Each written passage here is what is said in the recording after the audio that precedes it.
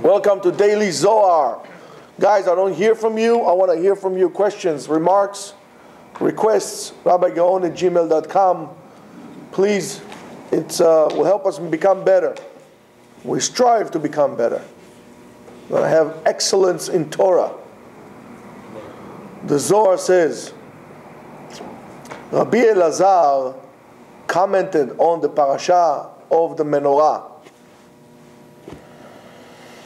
It says, parasha zu kvar ne'emar ma'aseh hamenorah v'chol tikonea v'chol ma sheba. I already mentioned what they have to do previously about the parasha. Why is it mentioned in parashat Ba'alot Chai again? We already said that. Ela, but kevan she'anesiim hikrivu korbanot hamizbeach, since the nesiim, nesiaida, those elected officials, the presidents of all tribes, brought their korbanot, v'chol hatikunim hareoim lo, and everything that was appropriate, which was an amazing ordeal altogether, because every kohen from every shevet brought identical, without knowing, whatever the other one brought.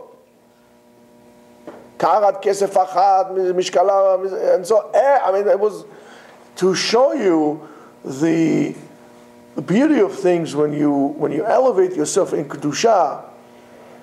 It's all the same. It's a wonderful thing at the level of unity that Am Yisrael was. Unfortunately, we're not at this level today. And we all pay the price for not being in unity. When you're in unity, and that's something that could happen between husband and wife as well. When they work, what we call in Israel, Rosh Echad, with one head, sometimes you don't need to talk. It's like, yesterday, for example, I wanted to make a certain type of chicken. My wife came home early. She says, no. I went to bring my son to the doctor. She says, no, I'll make it. I said, okay, fine, you make it. I wanted to make curry chicken. Guess what she made? I didn't even tell her. She goes like this, she puts the stuff. I said, that's what I wanted to make. So when you work head in head together, you become one head, Rosh Echad. That's what happens. Am Yisrael at that time were Rosh Echad. So the Nesiim brought the same exact korban. And it says, Ba'akatus, therefore comes the Torah and tells us, Maaseh HaMenorah, shehu tikun al yedei Aharon. Because Aharon was also considered to be one of the chosen ones, and that's what he did. He did tikun HaMenorah. By the way, the menorah, hopefully we'll be able to get through it today, Be'ezrat Hashem. There is a big secret in the issue of the menorah that applies until today as well. And that's why guys gotta watch until the end. Don't skip. Fast forward. Why? Ki lemala, because up there in the spiritual world, ha-menorah ve'kol ha-nerot, and all the nerot. The nerot are actually the tikkunim, what we need to fix. Tikkun, to fix, is also mishum linok, to suckle, to draw from. Change the order of the letters. And it says, V'chol hanerot shela. So therefore, everything, when we light the candles here, it's not just lighting the candles. Don't forget that everything that we do in this world, there is an immediate mirror image of it happening in the spiritual world. Which is, if you think about it, it's scary. When you act here, there is a copy of you. I wouldn't say a copy in terms of your body, but there is you in the spiritual world. We exist in few dimensions at the same time. We exist in the horizontal, in the three-dimensional world that we are. We exist in the fourth dimension of time as we progress. If you do time lapse, right, of a person, right, recently a father did to his daughter from, I don't know, the age of when she was born. Every day he took a picture of her until, I don't know, she was whatever age. You see how the person is changing.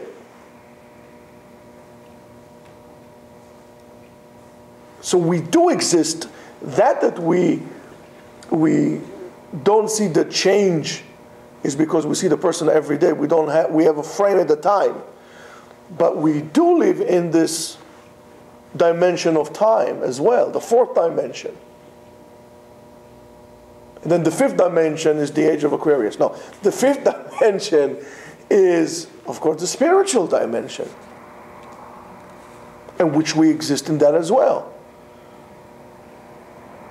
You never pay attention to the three dimensions that we are, because it's natural to you. But that doesn't mean that there's no spiritual dimension because you're not aware of it. As much as you never stop and say, well, horizontally or vertically, or, you look at things the way they are. It's just your lack of awareness. But if you become more aware, you become more self-centered, not self-centered in terms of being an egoist, like a self-centered, a narcissist type of a person, self-centered, an internal center. If you're more centered internally, you'll become aware of that issue of the spiritual world that you live in as well. You will come to understand that everything has a spiritual aspect to it. Even trees and stones have a spiritual aspect to it. That you can acknowledge that. Who is that? Yossi. That you can acknowledge it doesn't mean it doesn't exist. It's just simply you're not aware of it. The same thing as if I would tell you about infrared and ultraviolet and all these ultra and infra colors that are there that you cannot see. You can measure them, but you cannot see. So what does it mean? Oh, X-rays, that until, 150 years ago, nobody thought about X-rays, but now we know X-rays, it's a daily thing. So what does it mean? That 150 years ago they invented X-rays? No, they're always there, or infrared. It's always there. Just that we don't see it.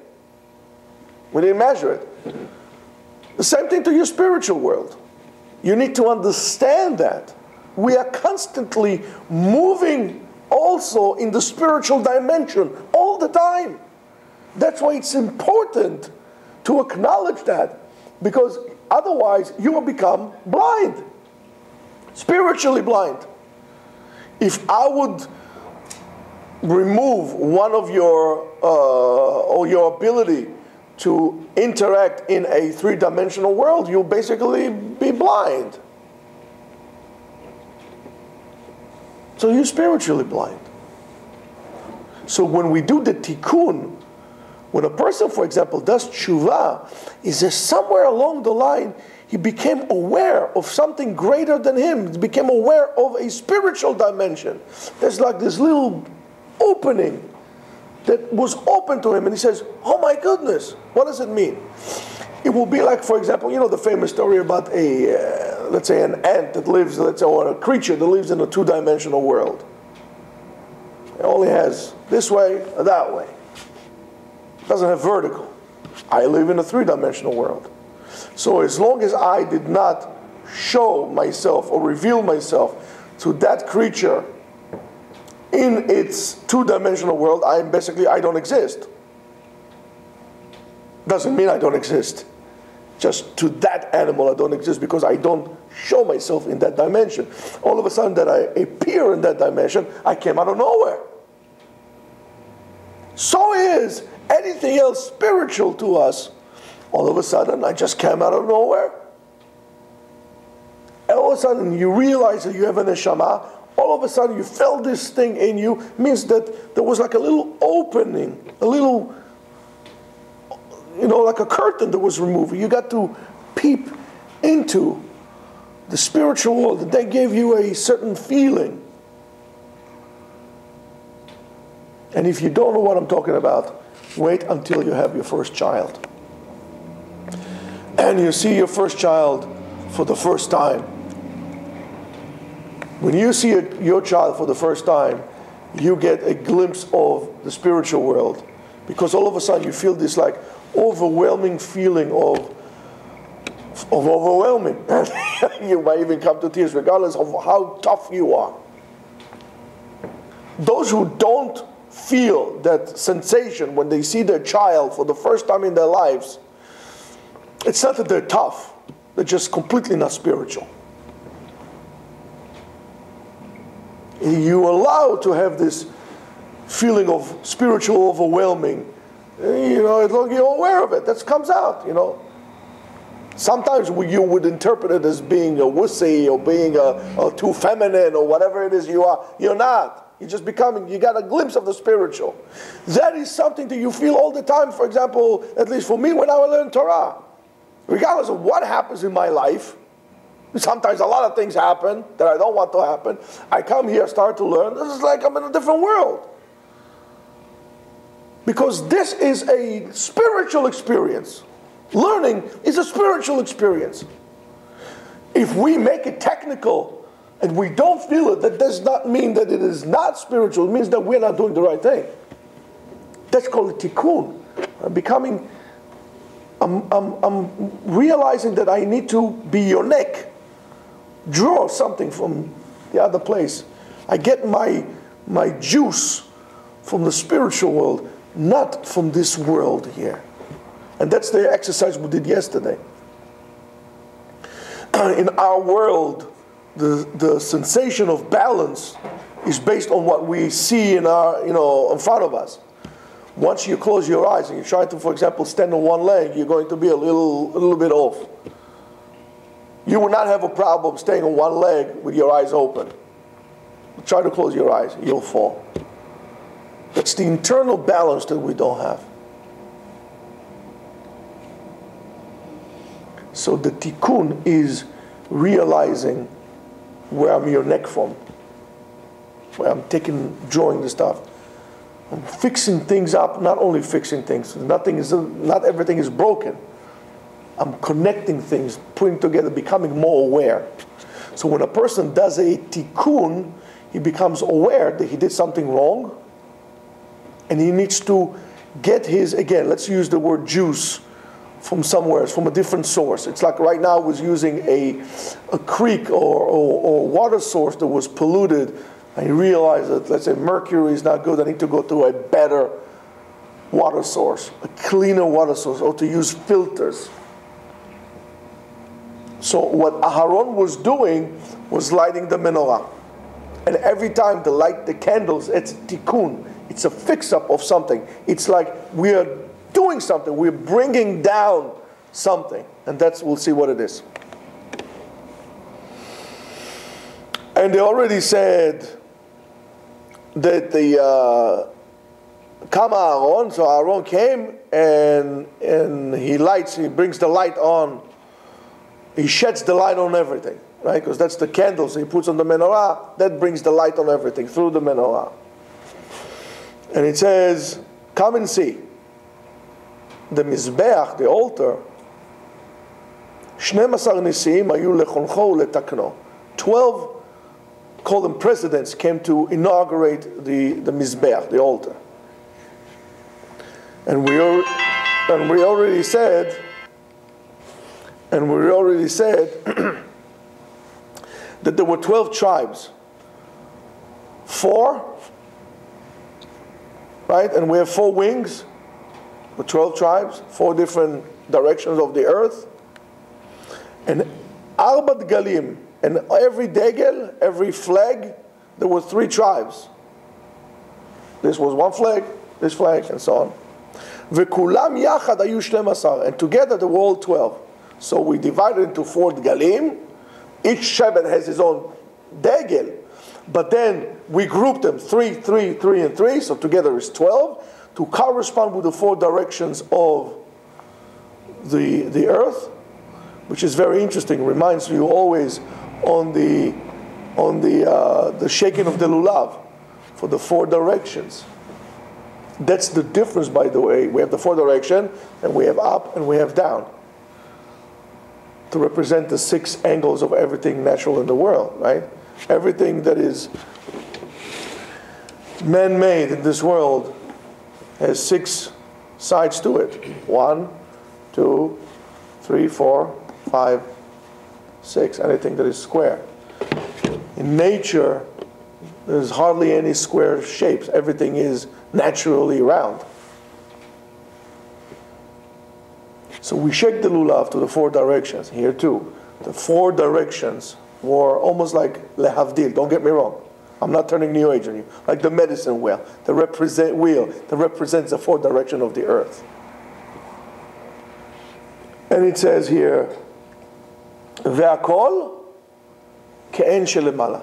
Everything was in this world arranged based on how it is arranged in the spiritual world. Yes, there's no Aron, and that's why people have the misconception of like Bet Mikdash is coming from Shamayim down. What do you think? Kadosh Baruch Hu is a contractor. He doesn't build Mikdashim, but rather is the image of the Mikdash that it's there would be built here. Would be built here. So everything that they built, the Aron, the Mishkan, was built based on something that was designed in Shamayim.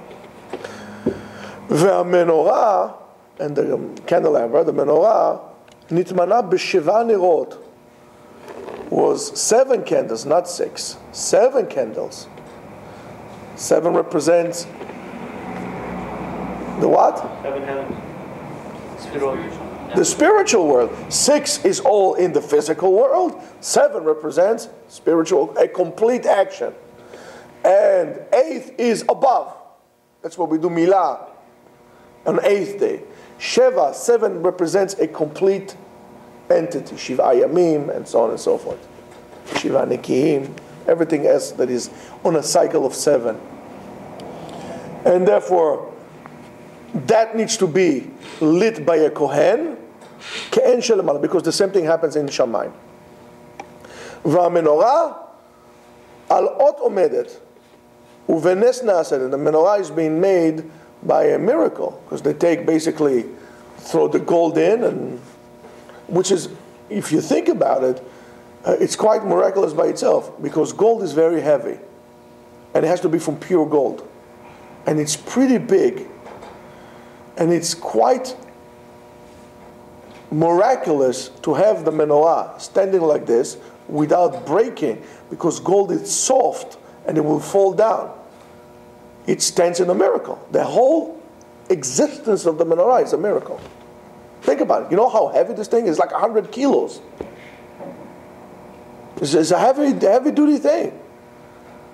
And it's made out of pure 24-karat gold, and it does not break. That's a miracle.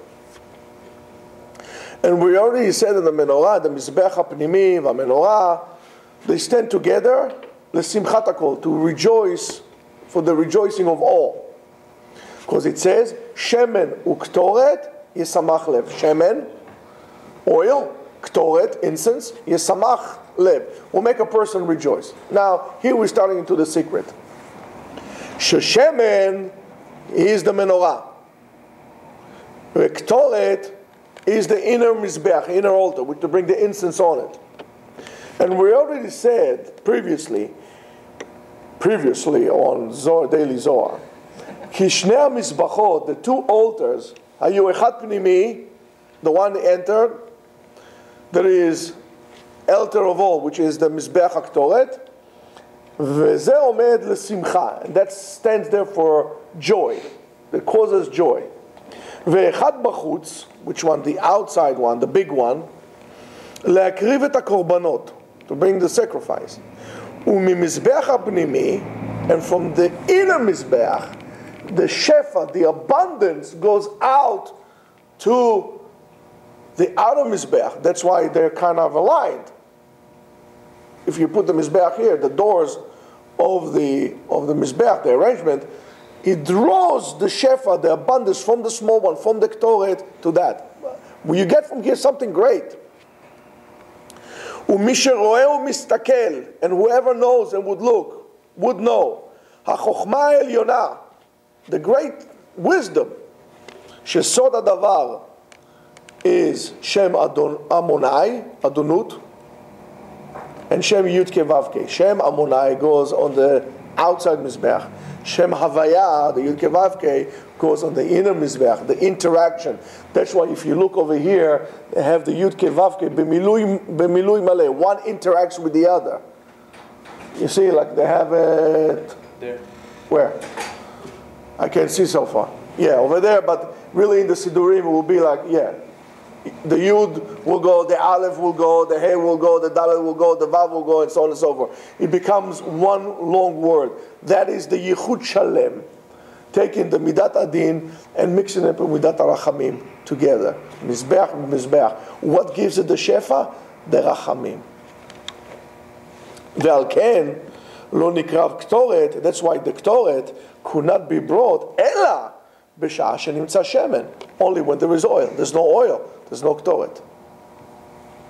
Because you need both of them for Simcha.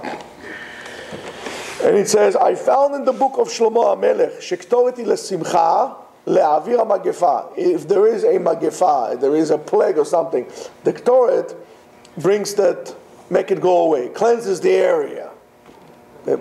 I'm sorry? Like we had to make it fun. Aaron. Yeah, when Aaron took, exactly, and he ran with the Ktoret, he put the Ktoret and they ran like this, and he clears it up. Ma'atam, what's the reason? Because the din is on the outer Mizbeach, ve'asimcha ve'achedva, and the joy and happiness, ve'kesher ha'or, and the connection of the light, hem me'amizbeach ha'pnimi, from inside. Shekol she'asimcha omedet bo, as long as there's joy in it, וזה מתעורר, and it awakens it, כל דין מסתלק מזה. Rabotai is a big secret here. If a person has chaz v'shalom, hardship on it, there is in a way din. The din most likely is because you are not besimcha, you are not in happiness. Rejoice. Rejoice. Be besimcha. Be happy. The simcha is the one who brings all the bracha in. If you in din, you are constricted. Simcha makes you, okay, not too much simcha, like Nadav and Avihu, they brought too much simcha. Balanced. This gives to that. You don't want to have chaz v'shalom simcha of like holelut, but in internal happiness, not the sitcom happiness, internal happiness. There is a big secret that will give you a lot of bracha in your life. You just laugh a little bit, smile a little bit. It's hard. That's okay, as they say. Life stinks, but it's a big party. It's hard. What can you do? Life is hard. But this is, Baruch Hashem, we are alive to go through this. Now you want to say, I'm tired of living? Be besimcha. It brings you a lot of bracha, the light. And you need to have the light to be besimcha. And you smell the good smell. When you see the light. And you need chokhmah for this, because the menorah represents chokhmah. It's a different case for a different story, a different time when we talk about the kavanah, how to gain wisdom by using the menorah. So, but that's not for now. But right now it's a big secret for you. You want to have bracha. See the light. Smile. I'm going to tell you more than that. Ki en shemen ki im Torah. The shemen also represents Torah. Learning. When you learn and you understand the purpose of your life, when you have meaning in your life, the smell that you smell is always going to be good. So mimele, you're going to bring bracha anywhere you go. Oil represents also your children. Like olive trees around your table. Educate your children. How? Torah. You say, you understand why you do things. I'm not doing it for myself. What am I doing this for? Myself. What's myself? Excuse me, I'm doing it for my children. I have a purpose in my life. So when you do something for yourself, say, I don't know. Like for example, Listen, you got to start running or start exercising today. Okay, I will. I don't feel like it today. I'm not running today. I'm too tired. I have a cramp. I don't know. For yourself, you won't do it. But if the doctor tells you, listen, your son needs to run every single day, you're going to be running. So you have a purpose for your running. You as yourself, you're not a purpose. When you learn how to do it, so therefore the smell is good. You have the light, you have simcha. And it says, when the simcha omedet bo, and you awaken this internal joy, kol din mistalek mizeh, all the dinim, all the hardship goes away. Ve'eino yachol la'asot din, and there's nothing, no din can harm you. Umishum zeh, because of that ktoret, the incense omedet levatel hamagefa. There is a plague. Sometimes it's not only a plague, a physical, it could be a spiritual down. The ktoret puts everything together, binds everything together. And what do we say about the ktoret? Hadek eitev, eitev hadek. When the ingredients of the ktoret needs to be powdered and pounded well. You go like this, hadek eitev. They put it into the mortar and pestle, and they until you can't tell, it becomes powder. Because that's the secret, that's the fragrance. The good and the bad are pounded together, and that's the secret of the Ktoret. That's why they bang it. That's the kesher. It puts everything together. Ve'akol, and everything done in the internal mizbeach, right? Because the simcha needs to come from you inside. Guys, you can go to Disneyland, you can go to Disney World, you can go play golf, you can do whatever you want, you can be entertained, but this would not give you simcha pnimit, internal joy.